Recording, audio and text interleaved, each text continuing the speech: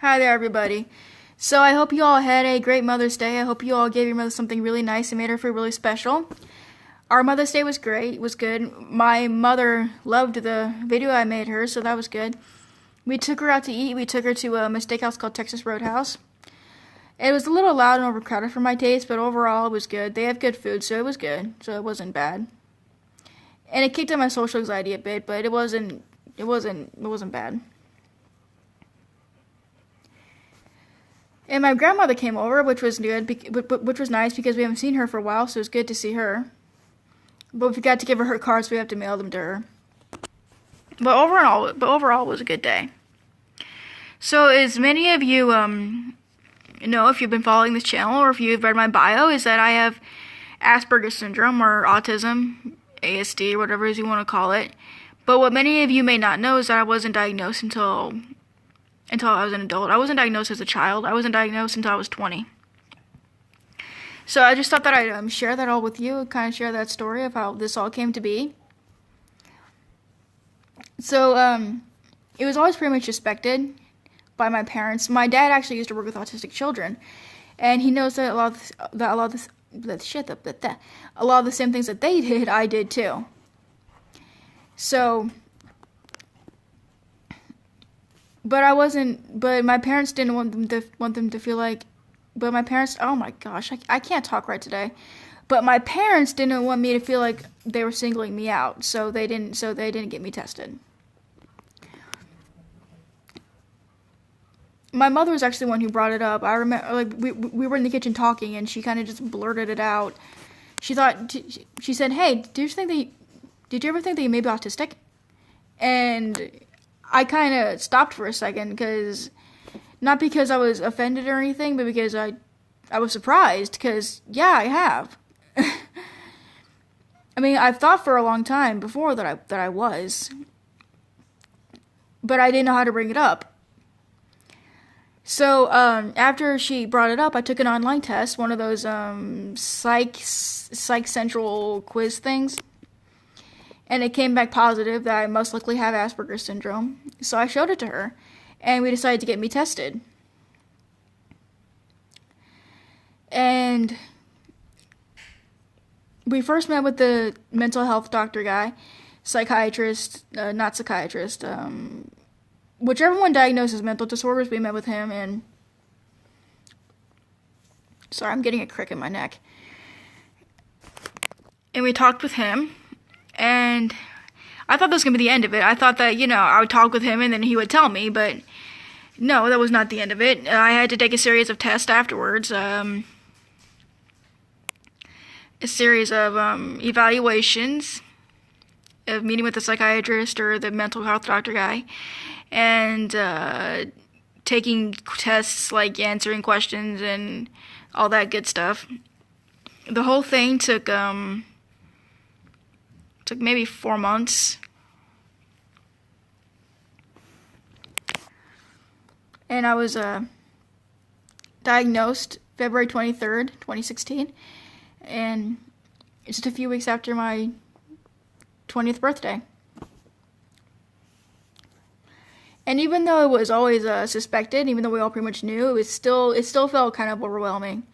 And it was still very new and unfamiliar, because even though I've obviously had it my whole life, but just hearing it and just hearing that it was official, and hearing that it was set in stone, and get out of my face, hair. It just hearing it was just hearing it and hearing that it was certain, it kind of made it all feel new, if that makes any sense. Like, we all pretty much knew, but still. And so, and it was, but it wasn't, like, bad getting diagnosed. It wasn't, like, horrible or anything. It was kind of scary at first, because I began to wonder how this would affect my life. How would I be able to find relationships, or how would I get a job or anything like that? But honestly, now I don't even remember that I have it most of the time. Like, I forget that I have it most of the time. And so far, everyone I've told has been really cool about it. No one really makes a big deal about it. So I'm glad about that, and no one's treating me any differently. My friends and my family, well, I don't have a lot of friends, but my family has all pretty much treated me the same as they did before. So that's a relief, because I was afraid that, because one thing I was afraid of is that I would get treated differently, or that people wouldn't look at me the same. But turns out my fears were in vain, because everyone doesn't look at me any differently. They all still look at me the same way.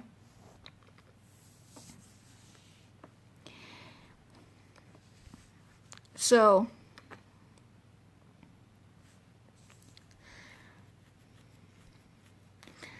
but in getting diagnosed and in finding out that I have this, it was also kind of a relief, because I began to understand my past a bit better, and I began to understand myself a bit better, and why I did the things I did, like why I have all the quirks I have, like why I pace so much, or why I shake my legs so much, or why I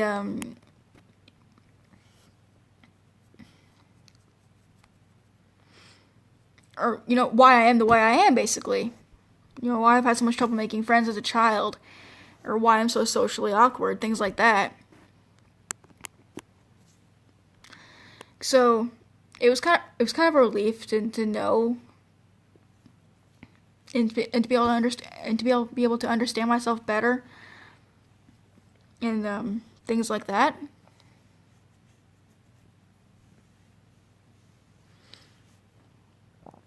So it was more of a relief than it was scary. The scariest part, honestly, was the waiting. That was the hardest part, was the waiting.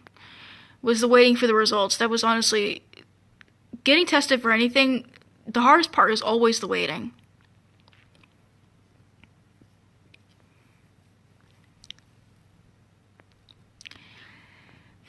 But, yeah. And I thought that my story was unique. I thought that I didn't think many adults were. I didn't think many adults were diagnosed. I thought that most people were diagnosed as children. But I realized that there actually are a lot of adults who are being tested and being diagnosed. And if you are being tested, or if you are being diagnosed, or if you are being tested, if you're going through this, or if you have been recently diagnosed, just know that it doesn't have to affect your quality of life. It doesn't have to limit you. You can still do whatever you want. You can still live a full, happy life. You just have to work a little bit harder than most people to have it. And don't be ashamed of it, because I'm not ashamed of it, I'm not embarrassed about it. I don't mind talking about it. If I was embarrassed about it, I wouldn't have this channel. So it's nothing to be embarrassed about or scared about. It's just something I have, and something that you have, or that you may have. And just remember that your true friends and family will love you no matter what, and they won't treat you indifferently.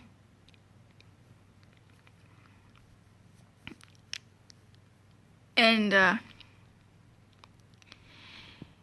you can use your diagnosis, or if it turns out you do have this, you can use your diagnosis to grow as a person, to understand yourself better, as I have.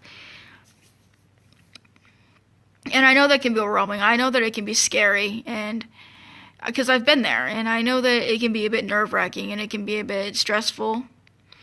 But as I've said before, waiting is the hardest part. And once if you find out you have it, then if you're anything like me, you'll probably forget about it, and you probably won't remember you have it.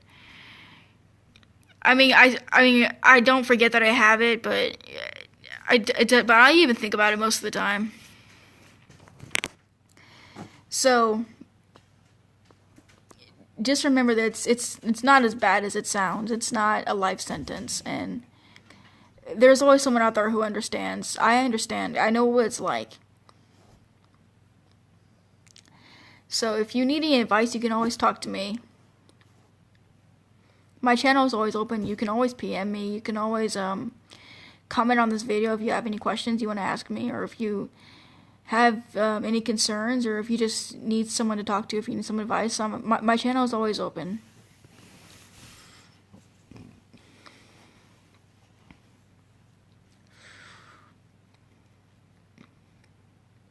Because when I was diagnosed, I was, like I said, I was overwhelmed. But, you know, as time went on, I began to feel more okay with it. You know, I began to accept it more. And now I'm totally fine with it now. I mean, it doesn't bother me at all.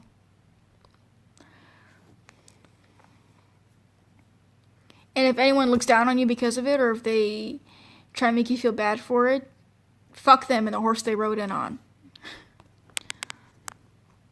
Because I've been targeted by trolls in the past, and it's never a fun thing. But you know what? If that's the only thing they have on me, they really don't have anything on me. So, and if they feel they need to bring that up, then obviously they're not doing too well themselves. And if you are being tested as an adult, you're probably in the higher functioning range anyway, so it's not as so it's not a life sentence. And I understand that being diagnosed, that higher functioning is almost as hard as being lower functioning, because when you're higher functioning, it's like you're so close to there, but you're not quite there yet. And you never will be.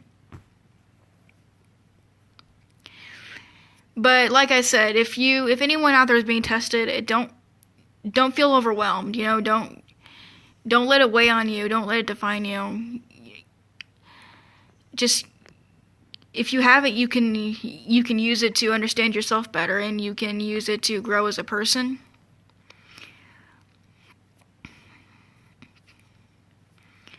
I mean, sometimes I do wish I was diagnosed as a child, because I would have had a better heads up on it, but I'm kind of glad that I was diagnosed as an adult too, because I can't really explain why. Just I'm glad I was diagnosed.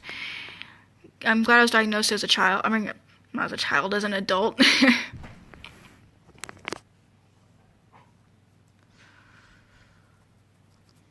But as I said, testing is the most stressful part of the whole thing. So after you get past the testing part, and the diagnosis part, it's really not that bad. So yeah. I've also heard that that autism is more prominent in males, more common in males. But I don't know if that's true or not. I mean, I think I read somewhere that it's not necessarily more common in males. It's just that there's a difference in how males and females are diagnosed. But I'm going to do a video about that, maybe. But I have to do some more research about it, so that probably won't happen for a while. So I just wanted to share that with you all, and just wanted to get that out there. I'm sorry this video sucks. I realize this is the first video about autism that I've done in a long time, in about 3 weeks, and I'm trying to do more videos about that, because I was supposed to be the focus of this channel, but the main topic of this channel was supposed to be about autism and life issues. So hopefully I can get back on track and get some videos about that going. So yeah, I hope you all have a great weekend, and goodbye.